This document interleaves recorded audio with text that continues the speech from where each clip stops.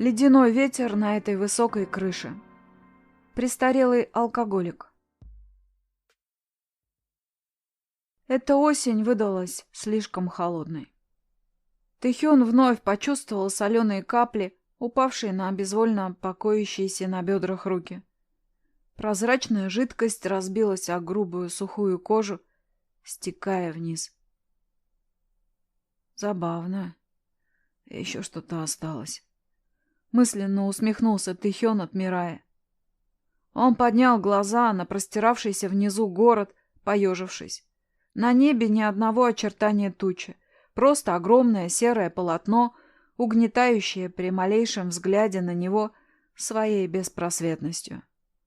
И этим словом можно охарактеризовать не только погоду, но и жизнь Тэхёна.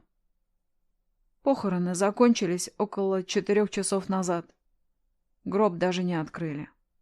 Не дали попрощаться, не позволили увидеть единственное родное лицо. Поцеловать лоб, провести пальцами по волосам. Не дали прижаться щекой к щеке, получив хоть какую-то видимость успокоения.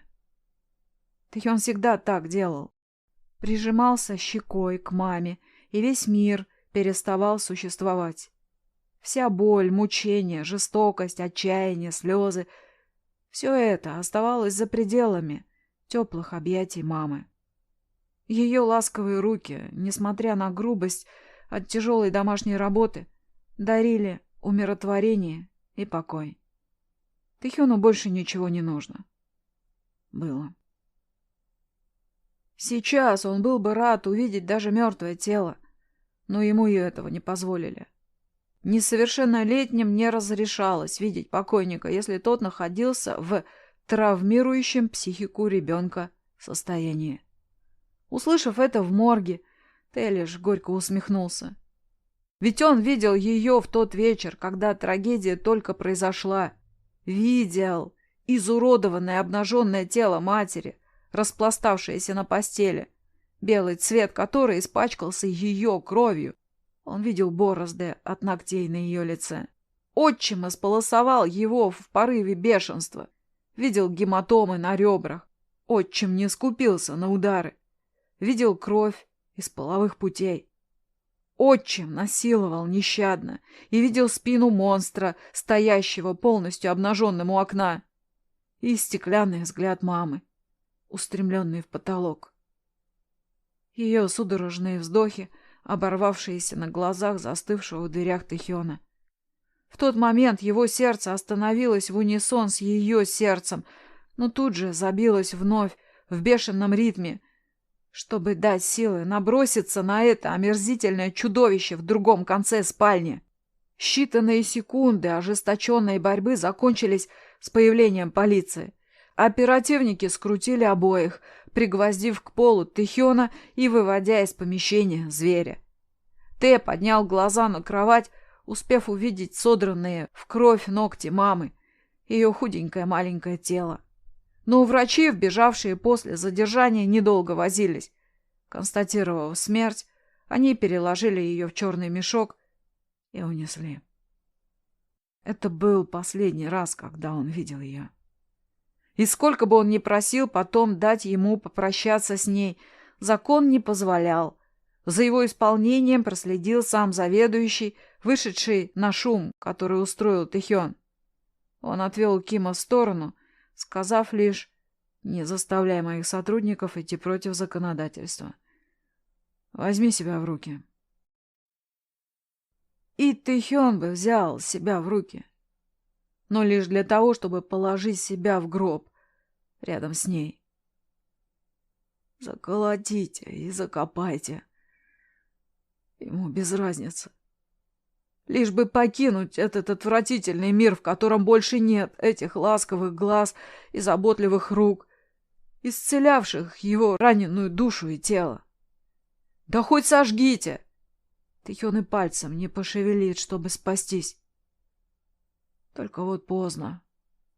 Сейчас гроб глубоко под землей.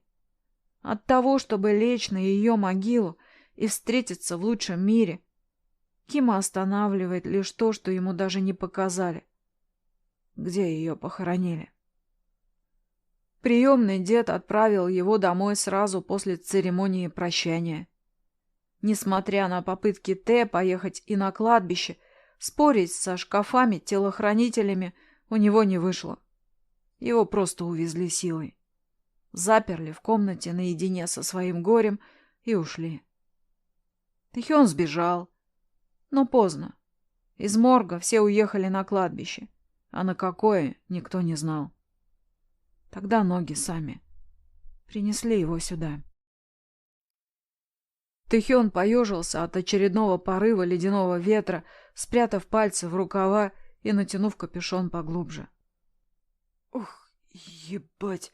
— воскликнул незнакомый голос позади Тэхёна, заставив последнего дернуться и пошатнуться, едва не потеряв равновесие. Одно неловкое движение, и Тея грозило падение с высоты 40-этажного офисного здания. Ким резко обернулся, нахмурившись. В нескольких шагах от него торчала заспанная голова с огромными глазами и взлохмаченными волосами, взиравшая на Тэхёна с не меньшим удивлением. Шаг в сторону, и голова приобрела тело. Юноша вылез из-за трубы вентиляции, во все глаза глядя на Кима. Он выглядел не старше Тэхёна, худощавый, в черной толстовке, черных штанах и стоптанных кедах. На плече болтался видавший виды рюкзак с брелоком в виде зайчонка, потертого, давно потерявшего свою белизну. Юноша прикусил пухлую губу, стараясь проморгаться после сна. Он опустил рюкзак, поднимая руки вверх, словно Т целился в него из пистолета. Это еще больше сбило Кима с толку. «Спокойно, чувак, не парься. Все можно решить, кроме вот этого», — произнес незнакомец, показав пальцем на пропасть перед Тэхёном. «Не думаешь о себе, подумай хотя бы о тех людях, что внизу. Представь, каким стрессом будет для них твое падение. По большому счету, мне срать на их чувства, но все же они такого не заслужили. Подумай». Тэхён окончательно растерялся. Что вообще тут происходит? Ему не до шуток.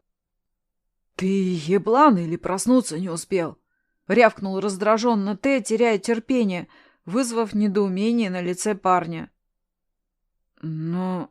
— протянул тот, явно начав сомневаться в своих выводах. Он с сомнением покосился на парапет, потом на Тэхёна.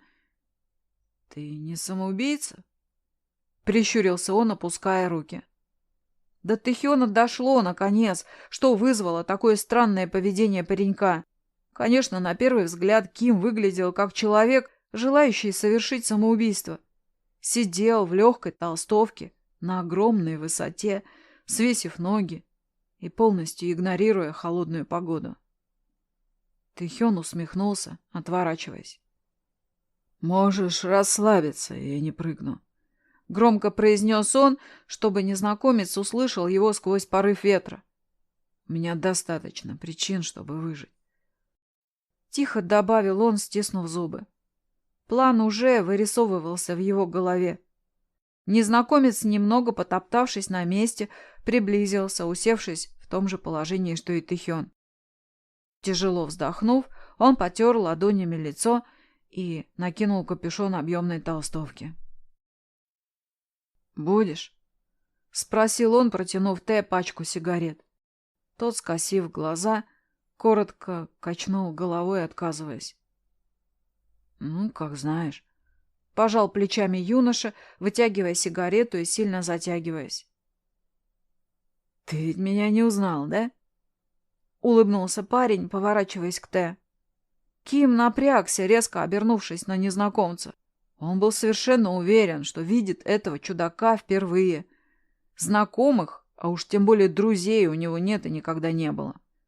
Одноклассники обходили стороной, а соседских детей, которых он видел в те редкие случаи, когда его выпускали, ограничивали в общении друг с другом, не говоря уже о приемном сыне самого богатого человека в их элитном районе. Поэтому узнать Тэхён этого парня с черными глазами, прикрываемыми такой же черной челкой, точно не мог. «Да расслабься ты. Чего вылупился?» Усмехнулся тот, выдыхая дым. «Мы не знакомы. но учимся в одном классе еще с начальной школы. Ага, понял. Расслабился Тэхён, теряя интерес к однокласснику. Сейчас ему ни до кого. И уж тем более не до одноклассника, которого даже не знал. Он никогда не участвовал в жизни класса и знал только двух ребят из всех. Не то чтобы они общались, просто запомнились ему своими выходками и необычным характером. В те моменты, когда они вытворяли очередную шалость, доводя учителей до истерики, он отвлекался от своих мрачных раздумий. «Извини, но я не помню тебя. И хочу побыть один». «Конечно, не помнишь. Ты же никогда ни с кем даже не разговаривал». Снова усмехнулся парень, проигнорировав последнюю часть сказанного. Тэхён почувствовал раздражение на этого нахала. Вторгся в его уединение, наполненное скорбью, со своими дурацкими улыбочками. Совершенно неуместными, по мнению самого Кима. Как пришел в школу, замкнутой тучкой, игнорирующий все и вся, так и остался таким. Тэхён поджал губы. Этот пучеглазый нарушитель тишины прав. Но Тэнни потому не хотел ни с кем связываться, что был замкнут от природы. Отнюдь. В первый день в школе на торжественной церемонии он был безмерно счастлив, радовался всему и смотрел по сторонам широко распахнутыми глазами. Пока ученики, его класс, не оттеснили его и маму в самый конец колонны, а от некоторых родителей не было услышано, кто пустил бродяжек в учебное заведение. Надменные лица двух поколений, стыдливые слезы в глазах мамы и подрагивающая рука, которой она держала пухлую ладошку сына, резко изменили все внутри малыша. Переведя взгляд с плачущей мамы на спины снобов, он поклялся самому себе, что никогда и ни с кем не заведет дружбу, никогда не удостоит этих пустоголовых гордецов, именуемых одноклассники, добрым взглядом. Как позже выяснилось, они не очень-то и ждали от него всего этого. Сдалось мне общение с этим сбродом. Поморщился он. «Эй!» — возмущенно воскликнул нежеланный сосед. «Я бы попросил...» «Нет, это я бы тебя попросил», — сердито ответил Тэхён, обернувшись на одноклассника. «Чего ты ко мне пристал? Больше не нашел, к кому доебаться? Оставь меня в покое!» Гневно выпалил он, махнув рукой в сторону. Тираду брюнет выслушал спокойно. Он скептически изогнул бровь, кивнув в сторону трубы, у которой спал. «Вообще-то это ты потревожил мой сон. Я даже сквозь сон услышал твои рыдания. Только вставать было лень. Потом решил уже, что послышалось. А как проснулся, ты сидишь тут, сопли разводишь. Понимаю, у тебя горе. Но это не дает тебе права беспокоить других», — сказал он, но без злобы или раздражения в голосе. Просто констатировал факт. Тэхён округлил глаза. «Ты откуда знаешь, что у меня случилось?» — спросил он и тут же догадливо кивнул. «В школе растрепали».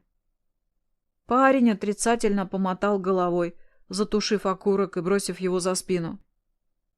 «Я в школе неделю не был, так что знать не знаю, что у тебя там произошло. Но явно ничего хорошего, иначе бы ты не сидел здесь, захлебываясь слезами и отмораживая яйца на таком ветру». Тэхён поджал губы. Ему стало немного стыдно за свое поведение, когда ответной реакции не последовало. Этот чудак говорил с ним без раздражающего сочувствия, не сюсюкался и не пытался успокоить, не лез в душу. На краю сознания мелькнула мысль, что с таким человеком он мог бы подружиться. «Да», — вздохнул Ким. «Эта осень выдалась слишком холодной».